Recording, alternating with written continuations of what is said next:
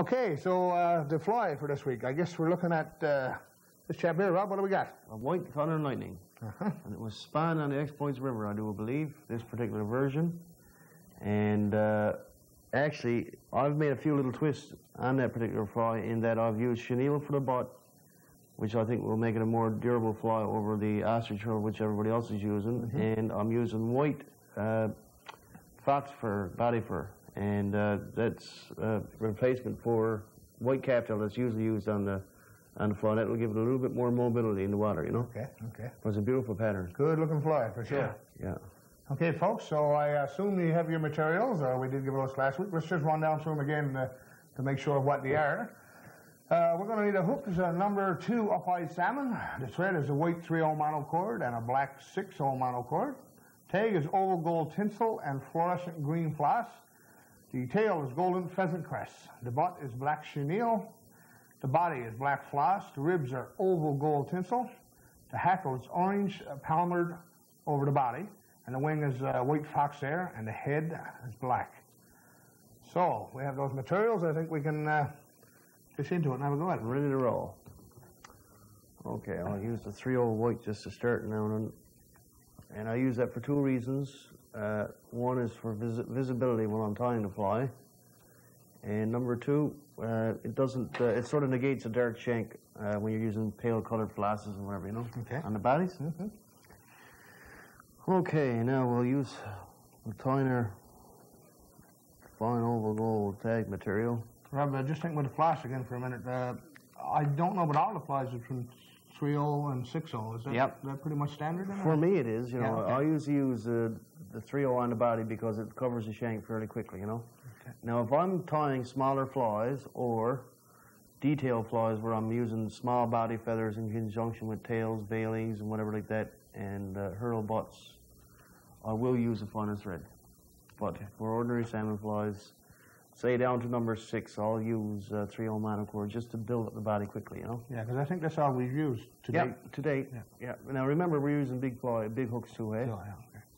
Now I've also made one little change here too, in that I'm using a down eye partridge SEB number 2 streamer hook. Okay. And I think that's a really nice hook on this. Yeah, we call it for up-eyed. Yeah, and that's what most people use. So we'll just bury that shank right down to halfway between the point and the verb. And we're right there. And then we'll just come forward for a few turns. And up again. Now just before I lay down, start wrapping that tinsel, I will put down some cement so that it'll stick right in there. Cement smells pretty strong. Yes, sir. You're not going to get funny on me, too. Poor old John. You went funny? Yeah, I believe. Well, look what happened to him. He ended up in St. John. True enough. Okay. 4 or 5 turns is plenty on this for the tag, or the tinsel portion of the tag. Now, a lot of our viewers don't realize that when I'm home, tying flies when I mean business, I always use magnification, even on fishing flies. Is that right? Yeah, because even now, the only reason I'm getting away with it really well tonight is that, well, in the studio we got such good lighting. Yeah, sure, well lit. And at home, normally, I'm using a studio or in a log cabin? In a log cabin. Well lit cabin. Yeah, in a well lit cabin. But at home, I always use magnification. Yeah. You know that. Yep, sure know. Okay, now we're going to tie in some fluorescent green floss. And I've got a lot of waste covering just, you know, laying right up the bend of the hook, or up the shank of the hook. And what I'm going to do here now is I tied the floss in with 4 turns right on top of each other. And I'm going to wrap that down right to the end of the tinsel. I tied it off. And up again, and build a slight taper so that it's a little slit in the rear and heavier up front. Right? 1, 2, 3. I tied it in with 4 turns, undo, 3. So that lessens the bulk in that particular area, you know? So the next material is golden pheasant crest for the tail. We're getting down around that, I'll tell you. Yeah. Yeah, there's certainly air getting down on that one. But these certain crests here are nice and thick, so I'm not going to have to put on two like I've been doing a couple of times this season so far, right? Okay. I'm going to lay that right in so it's inside the bend. Okay, right there. And one turn, two turns in place. That's looking good. I don't even think you had to spit on it. No. Yeah. Yeah. No place well. Okay. Now we're going to lay in some chenille. Now what I've done here, and I'm going to show the viewers, is that I have stripped the chenille on both sides so that I've exposed the core. Okay, so no problem just to strip that off either end, is it? No, not very difficult at all. And why I do that is to expose, why you expose the core is that so you can tie it in by the core and tie it off by the core to reduce bulk. Okay. So what I'll do is I'll just slip it up on the far side, wrap down for 3 or 4 turns, and lay some cement in.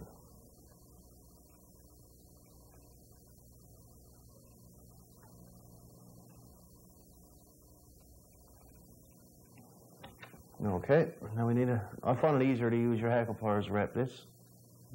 So what I'll do is just snip the end.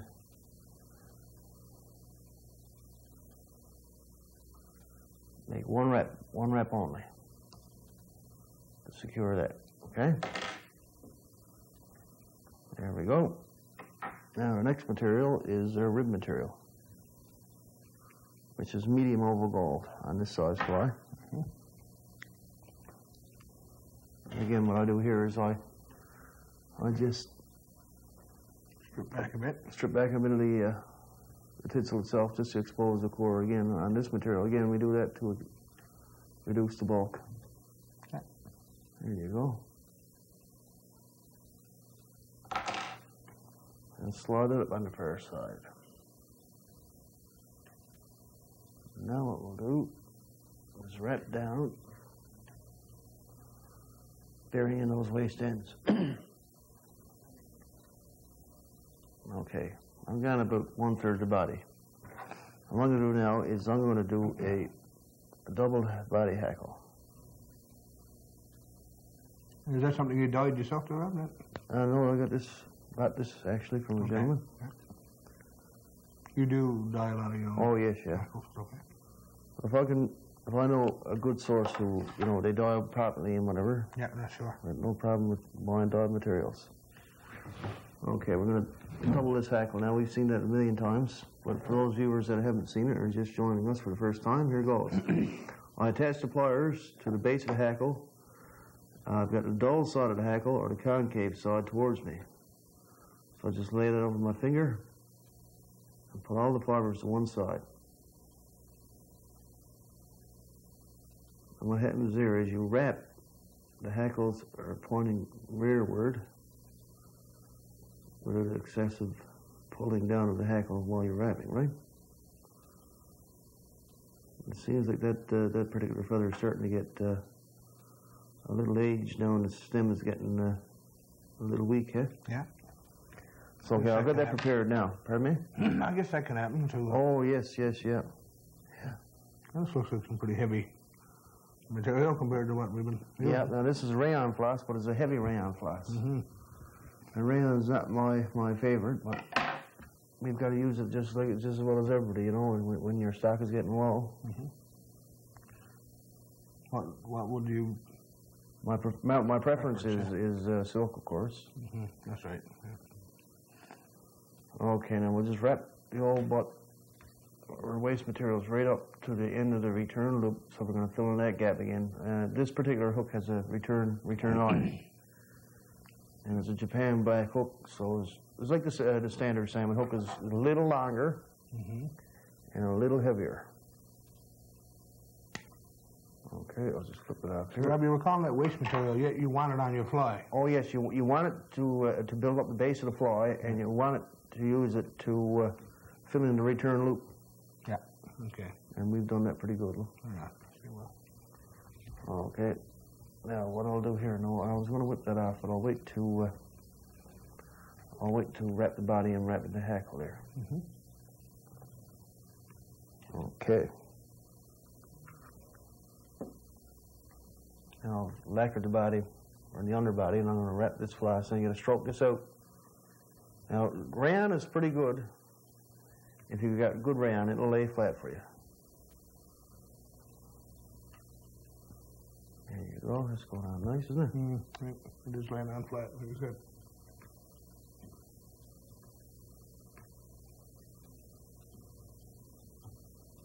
There we go. We're doing a nice taper again. We're going for slim in the rear or around the butt area, and we're going a little heavier at the shoulder, right? Mm-hmm.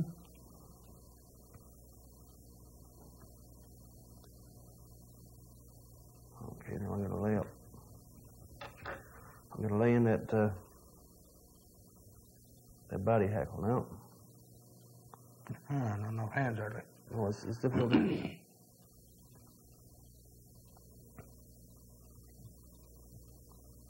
Okay. And tie it underneath the hook. Mm-hmm.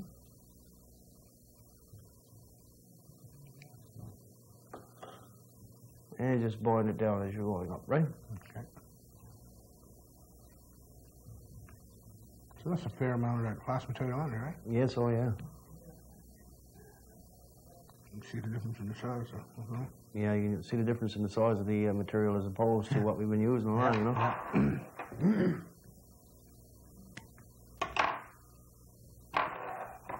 Got a couple of little shards hanging down there.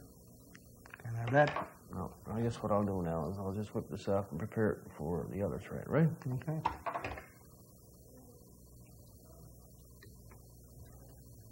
There.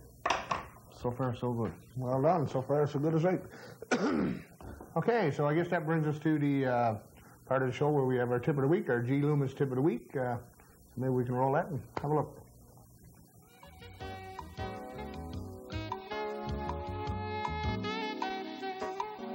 The Tip of the Week, brought to you by G. Loomis of Canada Limited, where technology and performance meet.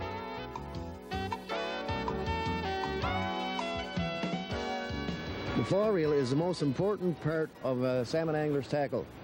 If the reel fails on a fast-running fish, well, you're going to lose it pretty quick. The best types of reel that I find are disc drag reels, and this one here is a moderate-priced reel in the $150 to $200 range. It's got a ventilated spool to aid in drawing the line out. It's very light, and it has a closed back. That's what one of the features you should look at, because some of the ventilated back plates on fly reels allow dirt to get in to your reel mechanism. It also has a palming rim, which allows you to palm the spool while the fish is running. Disc drag reels are the best. A lot of the reels are click pal. This one here, it works on the same principle as your car brakes. Very efficient and it's very smooth. All right, great tip. Thank you for that, Rob. Love Like I say, I learn something new every week here on the show. I'll tell you, that was kind of interesting. Okay. So if you enjoyed that tip as I did, or any tip, or you got a comment or an idea for one, drop us a line here at Hooks and Hackles, care of Cable Atlantic, P.O. Box 1137, Corner Brook, Newfoundland, A286T2. And don't forget, all the entries that we receive is going to go in our drum or container or box or whatever we got at the time, and you got an opportunity to pick up this beautiful fly rod, a GL3. 9 foot for number 8 line. 9 foot for number 8. It's a beautiful rod. So again, get your entries in. We do have entries coming in. They're coming a little faster and better all the time. So You can't win if you don't enter. that's right. And it's a great rod. So again, send your entries in. Okay, where are we to on our fly? Okay, now I whipped off the last part of the fly we did was I whipped off that 3/0 monocord, and what I'm going to do is I'm going to put on black 6/0 monocord, which is a finer thread for our head, number 1, and it's the color of the head, so we won't have to be lacquering the headed black, white thread black. I don't like lacquering using colored lacquers on threads. I don't think I've seen you do that yet. Certainly not this. Not very often you'll see it. Not this season. No. Okay. 2, 3. Okay. Good. Okay. There we go. We got 5 ribs on. We'll tie this baby off at 3 or 4 turns. I'll just clip that tinsel out. There we go.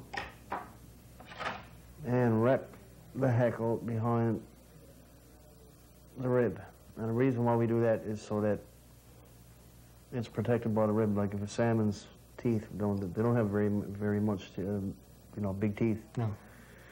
However, they are sharp, and even trout and perch will grab a fly and snap out the body hackle. So you wrap it up behind the hackle so it's protected. The protection. Yep.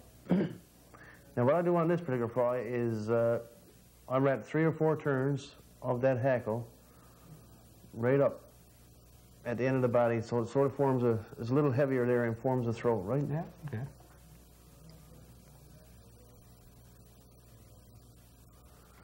And all we do there now is we'll clip that up. So the next material to go in now is just the wing. And I'm not even going to stack this. I'm just going to hand stack it with my hand. You don't need to stack this stuff. It's pretty good. Now this is white fox fur. It's some mobile, I guarantee you. I'm going to say that's pretty soft looking. Yeah. Yeah.